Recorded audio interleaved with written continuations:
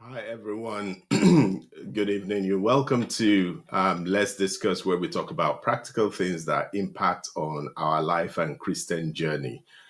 Today, we'll be talking about a very important topic, and that topic is faith based problem solving. And God will help us today to be able to do justice to this topic. Um, have you ever felt you're doing all the right things, but you discover that you're still coming up empty? Facing different problems that is making you feel small, and you're drowning in more questions, more questions, more questions.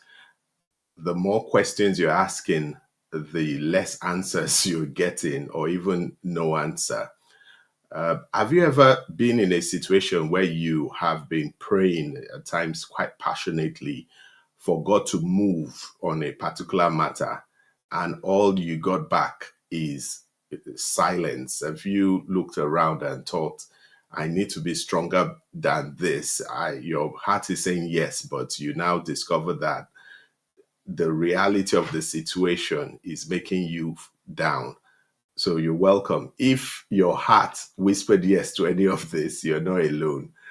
We'll be talking about faith based problem solving, and God will help us today as we look through this, because it's a very important topic. There is often that denial at times that our Christian journey would be so smooth that there wouldn't be any challenge, there would be no problem, there is no problem God cannot solve. But we go through seasons in our life that we face some challenges. We go through seasons where everything seems to be against us, where life and reality just sort of come together in a very difficult mix. We'll be talking about that today. And one of the key points I just want to emphasize for us is that a very important tip as we're going on this is that we need to solve problems not by force but by faith. But what does that mean? What does solving problem by faith means? Because oftentimes there is that proclivity, there is that predisposition to ignore a problem, or to just wave it under the faith banner and say you're not having enough faith, you need to have more faith. And in some instances, you might discover that it's not just about having faith or not having faith. Those problems are there. You oscillate at times between highs and lows, where at times you have so much faith and confidence that the problem would go, but you just discover that, like a bad coin, the problem still remains. We'll be talking about that. I believe you're in the right place if all those things resonate to you, or you see people going through this challenge.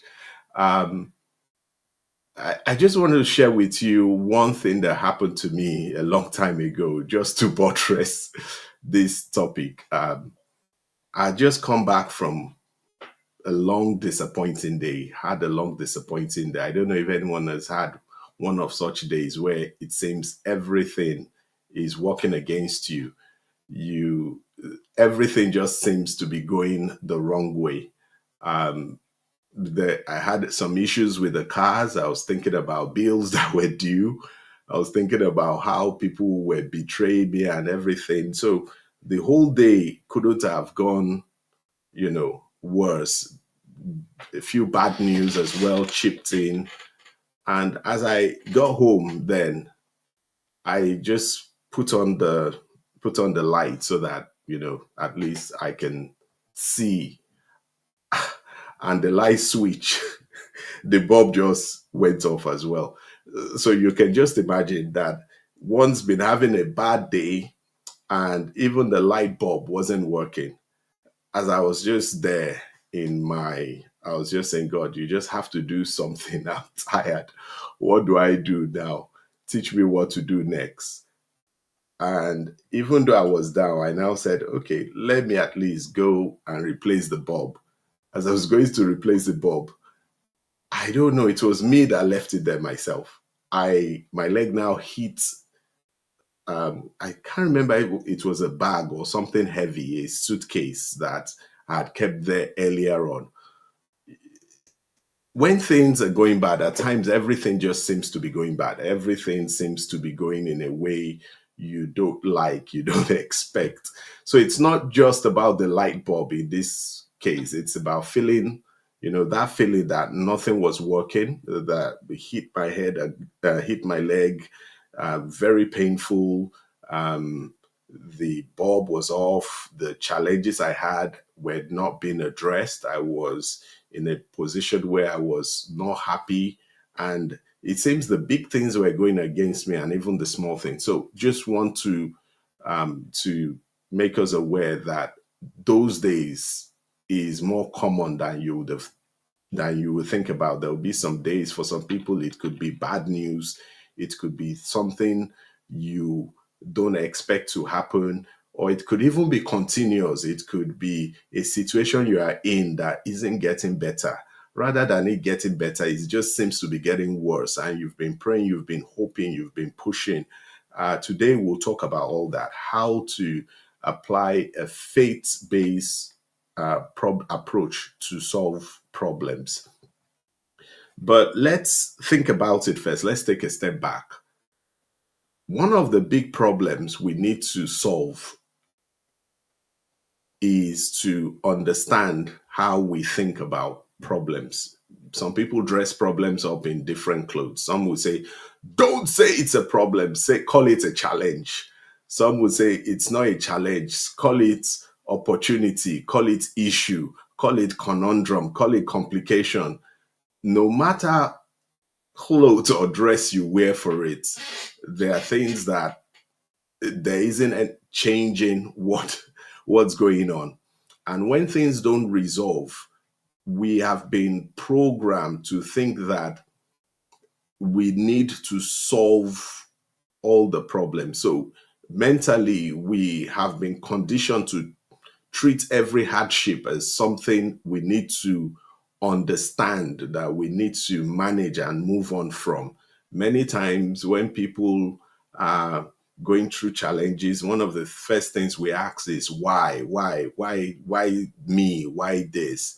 We often feel that we have the responsibility for solving every hardship and problem that we have, and that leads us into a position where we then get to a point of saying something must be wrong with me, or something must be wrong with God. Why is God not answering me? Or why is this happening to me? Could it be something I've seen? Some people might even go to the spiritual and say maybe it's ancestors, maybe it's curses and things like that.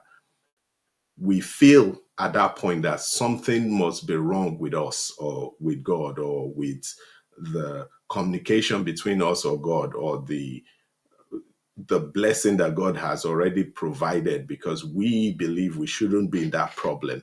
And whilst we're right, I just want us to think about it that it's not, we always want resolutions to every challenge. We want it to be solved. We see it as something that we even label it as our problem. Everything we go through, we feel it's because we've not done something, or there's something we should have done, or something we are doing wrong.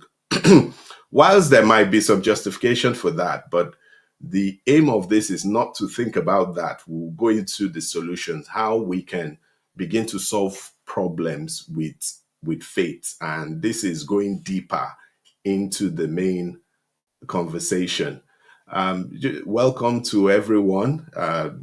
Just to acknowledge everyone, thank you for watching. If you have any questions, feel free to drop it in and contribute as well, because we want to get not just one side of the matter, but all sides of it.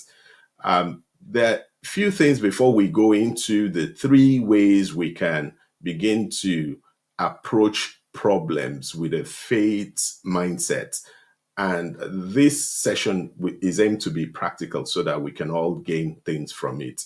Is, I think we need to understand 2 very key points. And one of the key points is that we always want resolutions, but God wants relationship. If you look at the story of maybe Abraham, look at all those things that's happened, you would see that there was still that relationship. There was a problem that needed resolution, but there was the relationship. God is after the relationship, but we, as human beings, naturally, we want solutions. We want answers, but God at times issues invitations.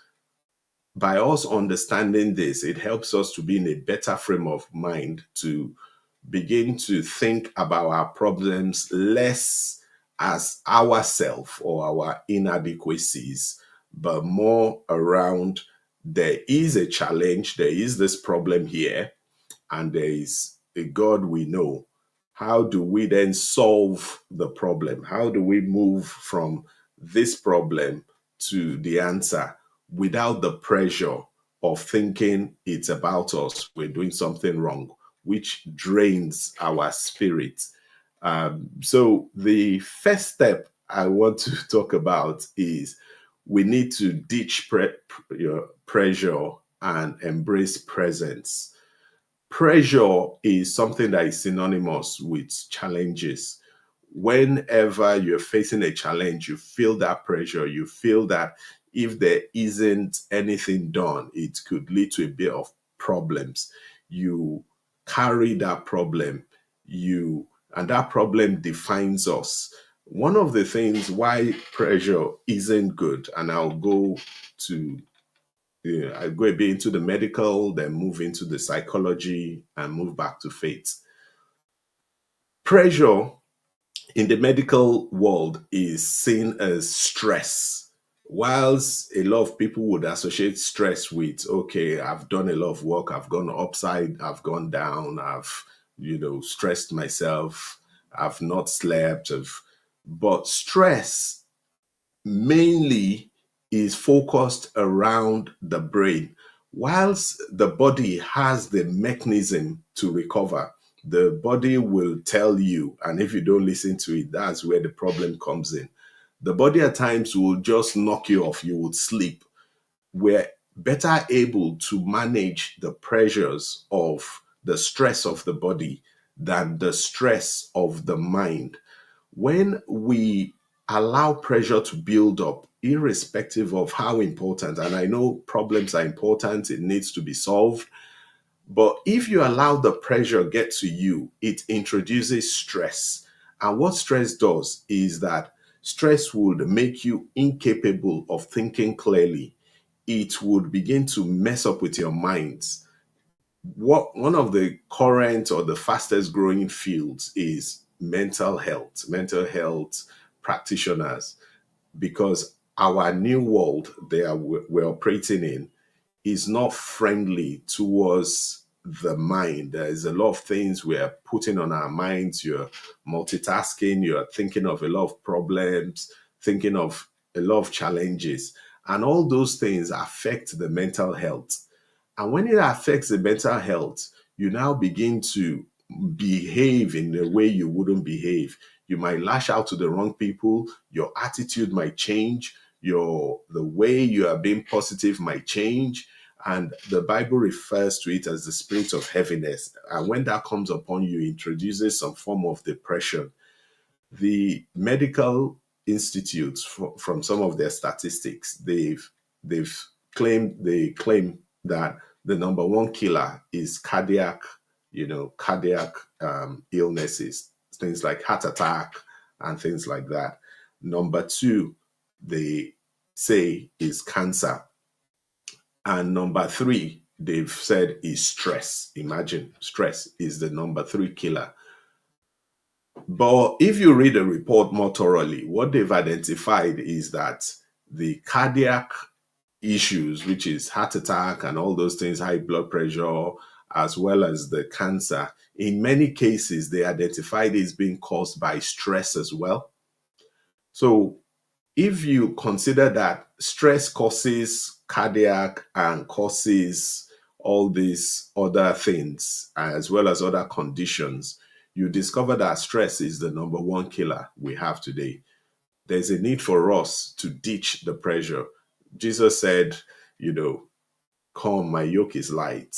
We need to be able to ditch the pressure and embrace the presence of God, which is something we have. A friend of mine wrote an article many years ago. He said, a lot of times people said it is well, and it's become a cliche in Christianity. It's become something people just say. But he said, if you remove that "it is well" from the vocabulary, what do we have left? We have that challenge with every other thing. So we need to ditch the pressure. No matter the pressure you're facing, it's time to begin to ditch it, because being in that problem will make it hard for you to get a solution. Just imagine if Abraham had been crying and say, "Oh God, you've not given me a child."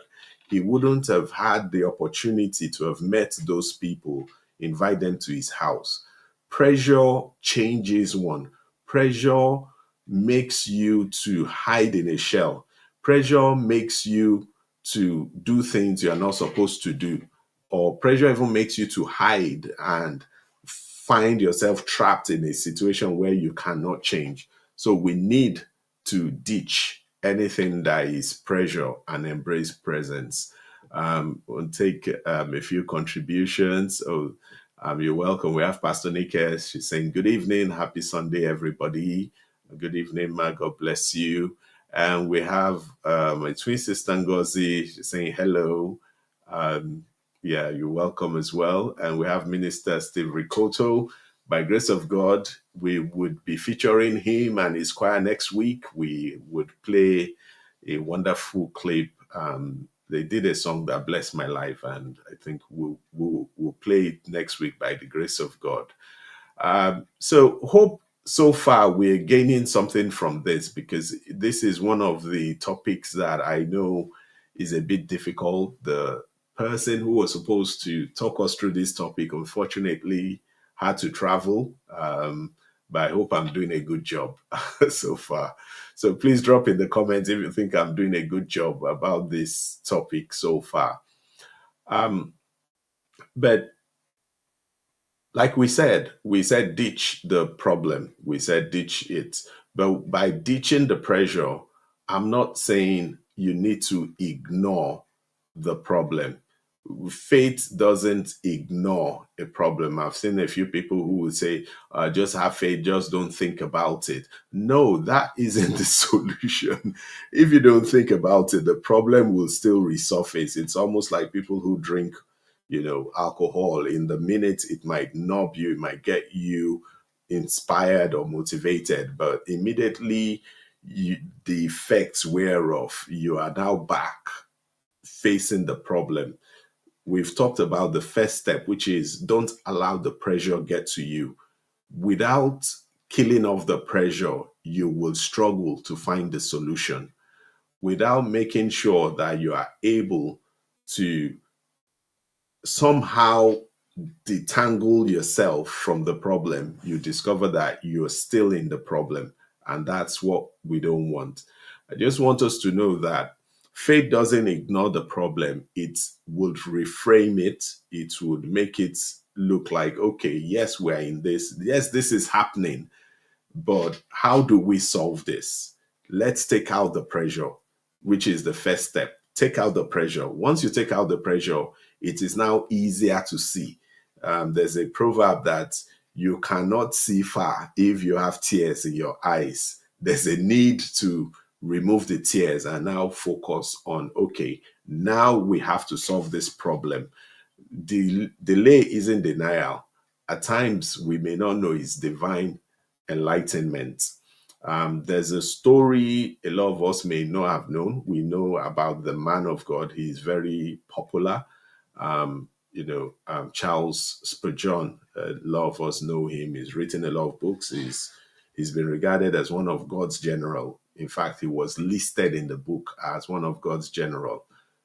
A lot of us don't know because he's done lots of big works of faith, preached lots of big messages. There was a time he wrestled with deep depression and seasons of doubt. Even someone like the late Billy Graham as well, whomever said, he's a televangelist, he's done this, he's preached to presidents. There was a time he had seasons of doubt. They found that memo, and I wish he shared that story because that story would have helped a lot of people. There was a time he even doubted faith. He doubted the Bible. He doubted a lot of things. And what he did was he just took a retreat. He left everything, went into seclusion for almost like a week or two. And at the end of it, he now made that decision that it's either I believe everything that is in the Bible or I believe none of the things that is in the Bible. And God helped him make that decision. And he made that decision and he moved back. This was someone that had preached to people. He had done a lot of miracles. He had, convicted people of sin. People have repented, done crusades, but he had his seasons of doubt. Charles Spurgeon as well, he had his seasons of doubt. And when he had it, he said, he had a quote. He said, I have learned to kiss the wave that threw me against the rock of ages.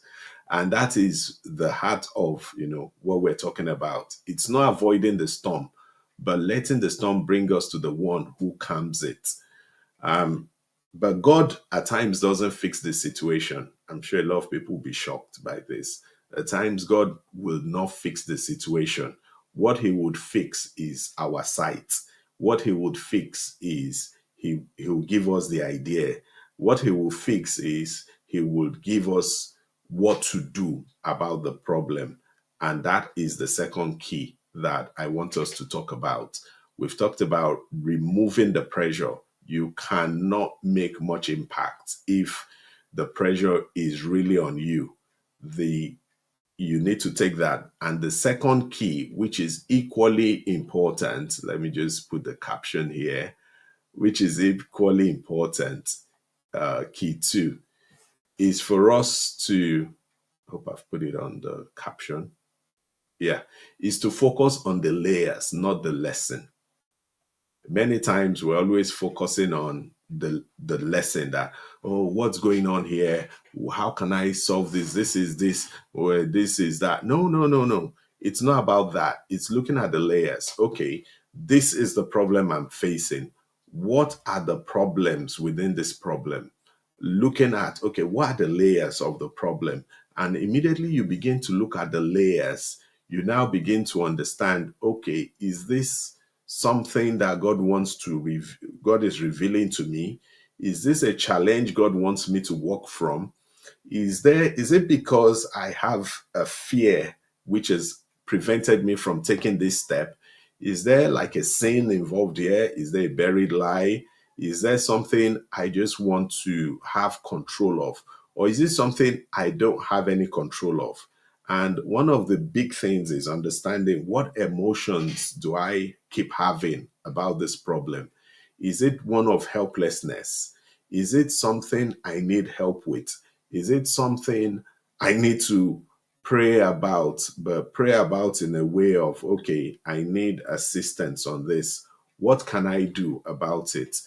Understanding the layers would help us to begin to almost like an onion, an onion, it would make your eyes water.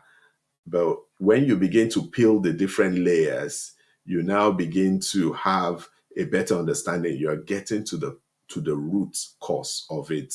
Most times when we think as Christians, we don't want to think critically because we just believe God will do everything for us. But God at times wants us to look at the layers, because once you're able to peel back at all the layers, you now identify what the core problem is. Let me give an example of that. I don't know if this is making sense. So an example of peeling the layers is, okay, that day I didn't have a good day. It was had lots of bad news, uncontrollable. There was no way I could control the news I was receiving. There was no way I could control the challenges with the car. There was no way I could control the bulb that went off. There was no way I could control my leg hitting the something, or were they controllable? I just want to start with this small example, then I'll give a bigger example, because some people might think, look, we're talking about real problems here. Don't talk about these small ones. But I want to use that as a bridge to a bigger example. And the smaller example I gave is, first and foremost, all the problems, when I listed them, whilst they seem to be out of my control, when I peeled the layers, I now understood that I could have controlled each and every one of those things.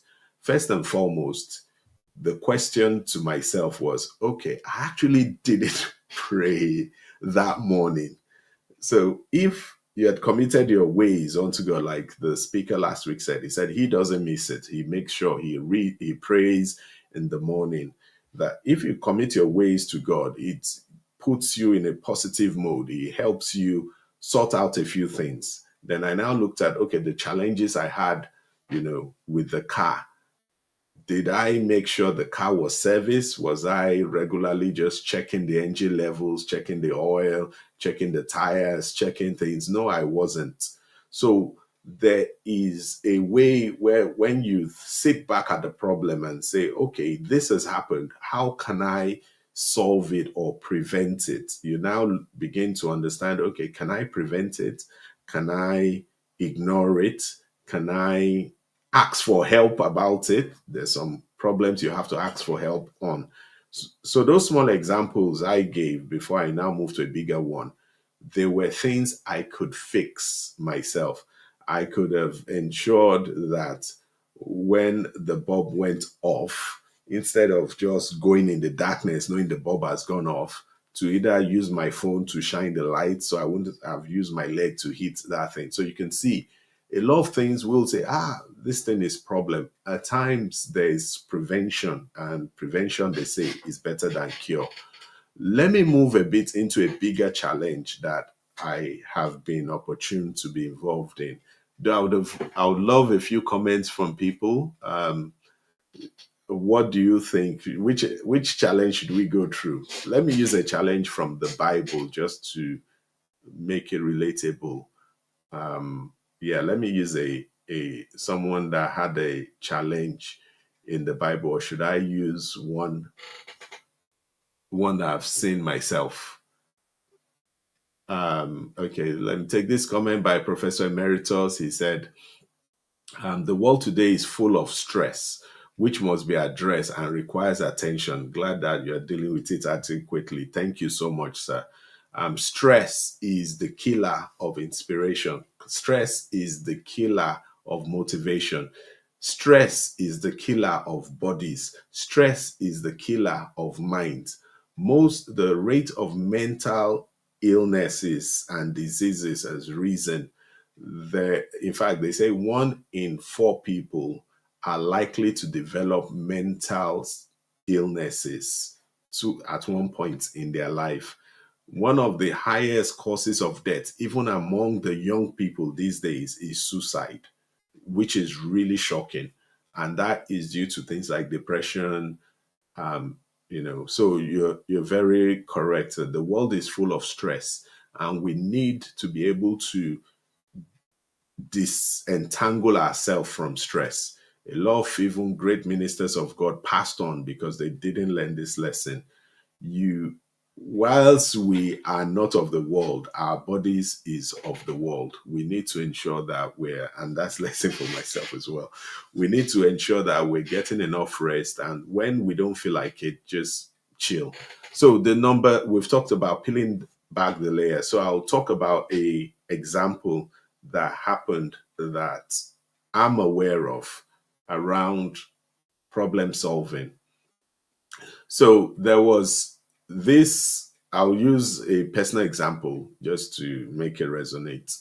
There was this time where many years ago, this was many years ago, it's not my current job or anything.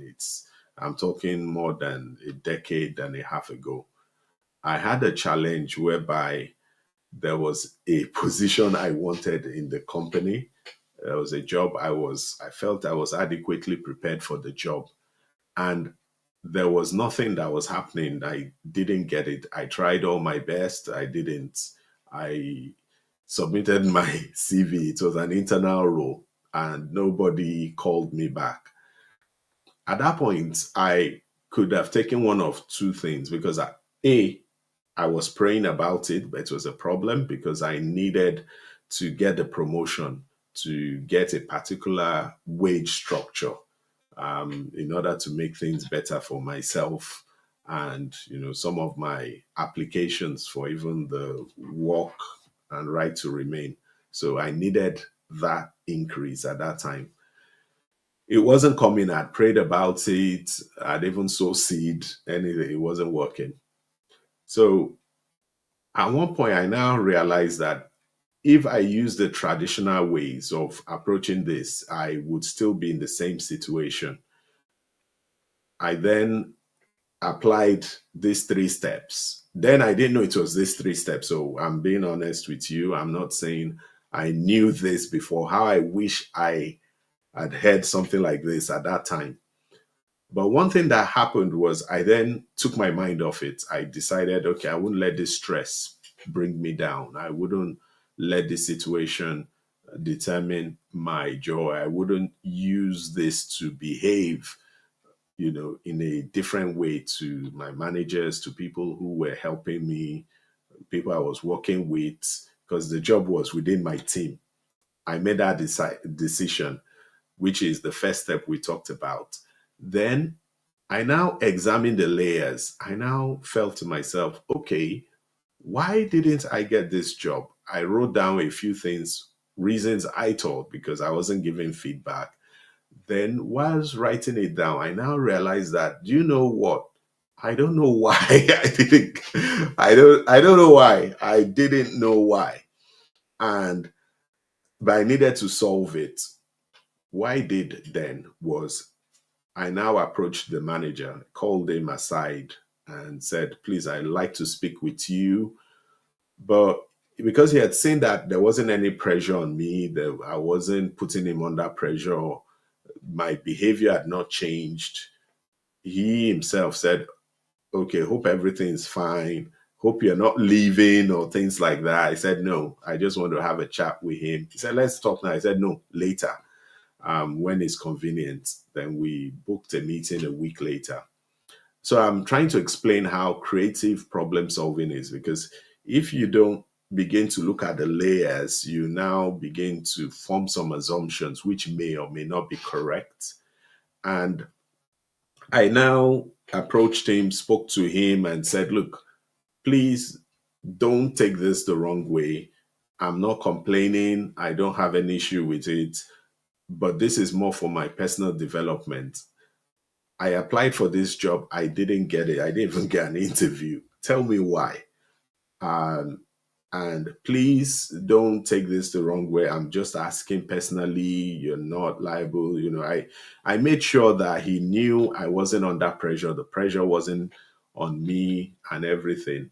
And he then opened up. He said, okay, yes, you're good. You do your job very well. You're excellent. But there are two things. One, because you do your job very well, there's a challenge that when you leave doing all that you're doing, how would we get somebody else that will be able to do everything that you are doing and do it to the level of precision and accuracy? He said that's number one. Then number two, he said, you do your job well, but you don't have, senior management skills. How to influence, how to communicate, how to do this, because you're coming from a different culture. And I said, okay, thank you. And I did my research. I prayed about it. God led me to places where I could develop that. Got a coach, so by doing that, like I said, God at times will give you the solution for things, but it requires you seeking for it, because God doesn't always want to do everything for us. He wants to do things through us. Imagine if you have to be telling a 20-year-old still wearing trouser for them, still wearing, no, it's not ideal. And God wants us to be able to be in a position where we are able to do things through him, through his name, to manifest and be God, be like a child of God and embodiment of God, doing things even in our world, and not just hiding behind the walls of church. That was a lesson I learned. I know someone as well who had a challenge for many years. He was looking for the fruit of the womb. Whilst they were looking for the fruit of the womb, he discovered that the wife couldn't take in. They went for some treatments. Then he himself went for some treatments. They discovered that the sperm was dead, the wife's egg. But they now decided to do surrogacy, and they prayed about it and they got directed. A lot of people will say, "Oh, but why didn't you give us one about a great miracle?" I've seen great miracles. I've seen things that people will not call great miracles, but the way God deals with each individual is different. So your story doesn't have to be like anybody else's story. So I chose that second example to illustrate that. Some people would have miraculous breakthrough, but for some people, God would walk with them in a different way. But it's not feeling bad about the way God has worked with you. It's about your faith based problem solving. It's about, has God helped you solve the problem? Have you considered all the layers? And the third thing, I think there are a few comments coming in. Okay, thank you, everyone. There are a few comments coming in.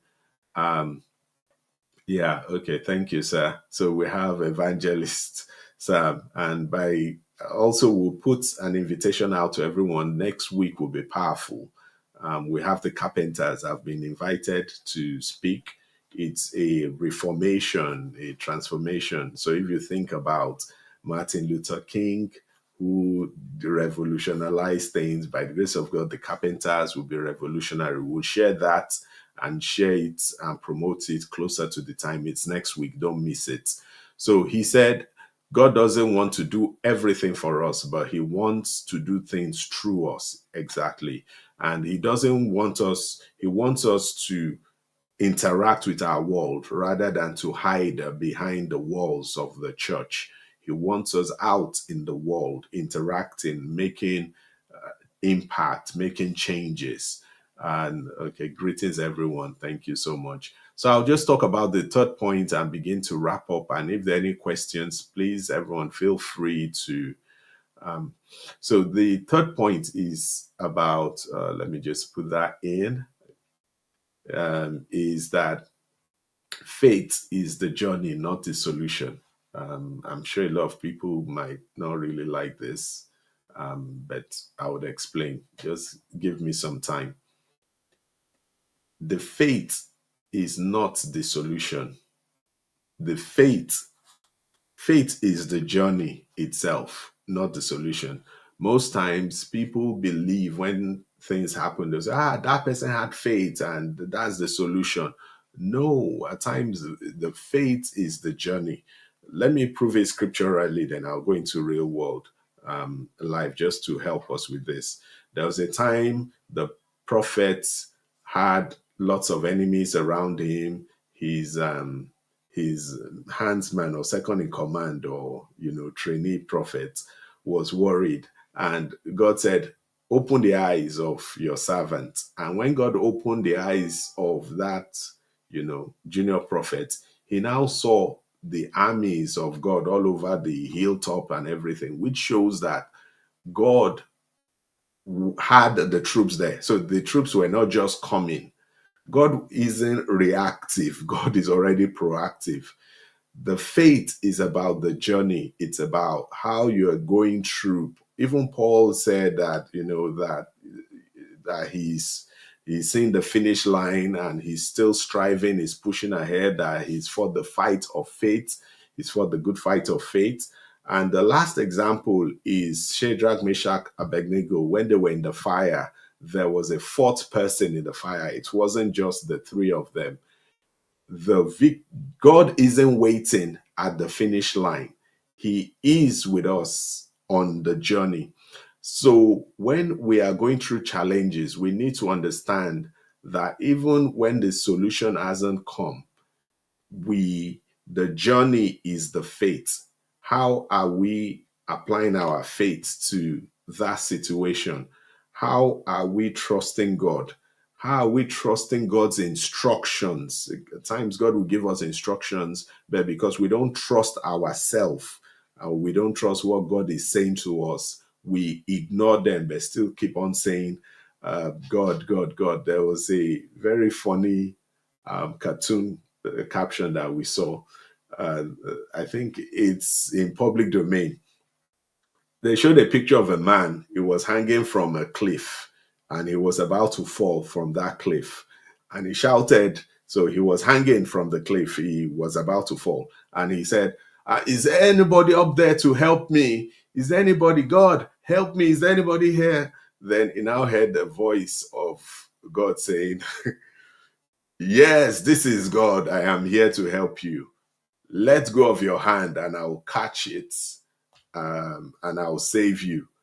And in the cartoon, they said the guy turned around and said, is there anybody else up there that can help me? Many times, God would have given us solutions to the problem, but because we don't believe that what He's telling us is the right thing, we've looked down on ourselves. We've looked down on our ability to pray. We've looked down on the creative ideas God is giving us. We're looking at it as ordinary. We're looking at it as something not important. We're looking at it that this is not spiritually Jim. We need to understand that the journey is the faith and not the solution. So as you go through the challenge, don't think because the solution has not come, God has not heard you. Don't think because the solution has not come, your faith needs to drop. You need to continue with the faith because it's not about the solution, it's about the journey. It's about how you are able to continue. Those three men had the fourth man in the fire.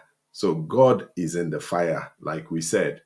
We are looking for resolutions. God is looking for relationship. It's time for us to begin to listen to what God is telling and dropping in our spirit man. It's difficult for you to get a solution outside when God has already provided it inside. But you need to believe in yourself. You need to believe that God is speaking to you. You need to believe that God is answering your prayers. Let me begin to wrap up. Is that, God is not asking you to be perfect. He's not asking you um, to run away. He's not asking you to go into the world. It's not that He's forgotten you. I want us to understand that you are not behind, you are not broken because you are being built. Don't ever think you are behind. Don't ever think you are beneath people. Don't ever think you're broken. You are being built by God. And it's time for you not just to be demanding answers from God, but be in deep conversation, be in deep interaction with the problem. Don't allow the problem to overcome you, but begin to interact, begin to reflect on it. Are we chasing a solution that feels secure? Or are we working with a savior that will give us the security we want? That is the big question. Okay, there are a few contributions here as we begin to wrap up. So Pastor Nick said, I'll have to come back and listen to this again. My network is off and on. Okay, we understand, no problem. So Evangelist Sam said, those who wait on the Lord to do everything for them are simply saying they want to remain babies forever.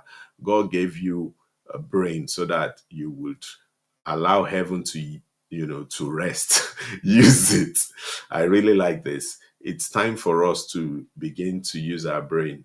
Everything is not a Everything is a spiritual solution, but God does not use the same technique he used with Mr. A, with Mr. B, which is why in the New Testament they recorded faithfully different miracles of Jesus. It's time for you to begin to believe in yourself. Perhaps the problem you're worried about, the things you're asking God for, God has already told you what to do, but you're just afraid of taking the next step. I want us to move away from pressure to present. I want us to look at the layers. Don't ignore it. Don't avoid it. Don't run away from it. Interact with the problem. Begin to ask questions. Because the more you ask questions, the more you meditate on it, the more God begins to speak to you about that problem. Never avoid it. Never say, I've used faith on it. No, interact with it, especially a problem that will not go away. Are there ways I can solve this? And the more you interact with it, the more God gives you an answer. Sorry, I know I said I'm wrapping up. I need to give this example again. I know I've shared it once.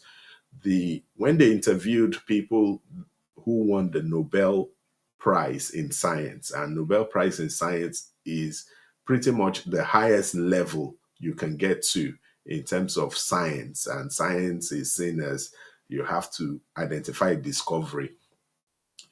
89% of the people said that they got the inspiration for the idea for the invention, in a very unusual way. That at times most of them got it in the morning. The idea just came to them and it now became the discovery.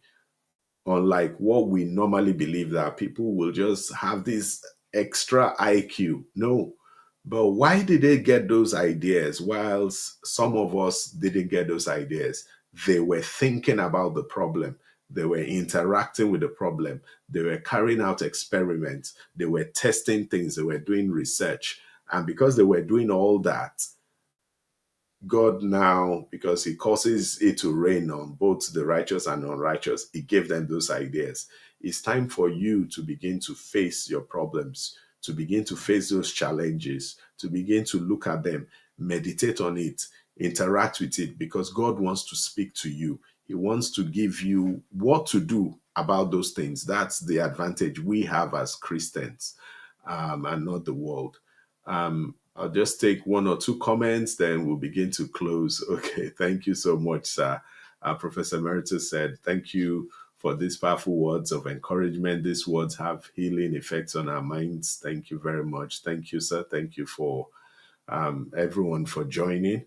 But I just want to close with this, and I think it's so important on that we realize this. Most of what we have said today is not new. Most of it, in some form, we have an idea, but we have listed out 3 steps that we need to follow. But there is something I just want to leave us with as we close, that whatever you're facing, you don't have to fix it alone. God has already gone ahead of you. but he's not waiting at the finish line. He's gone ahead of you, but he's not at the finish line. He's close to you, but he's always ahead of you. But he wants you. He wants to walk with us. It's time for us to begin to understand that we are stronger than how we feel. It's not how you feel that is important, it's how God feels. And it's about the God we serve. So we need to know how we feel shouldn't matter to us. It's about knowing that we serve God. And because he's stronger than us, he's able to solve those problems for us as long as we don't give up. So thank you, everyone. Thanks for all the contributions. Thanks for all the support, and hope this has been useful for us. Take it, begin to apply it as your 3-step. Begin to look at those problems. You might say, but this one is bigger than this. This one is bigger than that. No, begin to interact with it. And as you begin to interact with it, solutions will begin to come. Ideas will begin to come. But many times when we see the problem, we just, this is a problem, we just ignore it. We want to keep it away. We don't want to face it. A friend of mine once says, face the problem, face your challenge. And when you begin to face them, God will begin to minister to you about them. That's the advantage we have as Christians. Unbelievers will just be doing it. They don't know what to do, but at times God gives them the answer. At times God doesn't. But we have a God that is able, but he wouldn't do it for you. He is expecting you to do a lot of things because he wants to do things through you. So in conclusion, always remember you are not behind. You are not beneath anybody. Don't think other people are better than you. Maybe they went to school before you, but they are not better than you. You need to be humble. You need to learn where you need to learn. I'm not saying now be say I'm better than everybody. No, don't allow inferiority complex to creep in. Don't think you're beneath anyone. Don't think you're broken. Don't think you are disadvantaged. Don't think you're behind. Always focus on the fact that you are being built. And because you are being built, great things are going to happen. So I pray and for everyone here that every challenge you're going through, God will give you the strength to be able to resolve it, because he wants the testimony to be that of you walking with God in a relationship rather than God being like a sugar daddy, just giving you gifts. He wants to have a proper relationship with us. So have a great week, everyone. Like I said, thank you so much, Ma. Thank you. God bless you, Ma. Thank you. God bless you, Ma. So like I said, next week we'll have the carpenters. We'll have almost though we've said 100 ministers, but my faith is we'll have 1,000 ministers, and I've been selected to speak kindly. I'll be kindly invited to speak on a topic. So we'll share it on our platform. I think we shouldn't miss it. We'll have people like Bishop Regis, who is world renowned, all the way from US, and some other big ministers of God. In fact, when I saw the flyer, I said, why don't they just put me in the background or in the name? But we thank God for grace. Let's not miss it. I'll share it next week, and by grace of God, we'll stream it also on Unbox Praise so that everyone can be blessed. So have a great week, everyone. Make sure you take out the pressure, face the problem, and remember that you are being built for something glorious. So have a great week, everyone. God bless you. Bye. And you will never ever change. You are the Lord. You remain the same. It's a simple chorus. You will never ever change. You are the Lord. remain the same. Help me sing. You will never, never, never, never.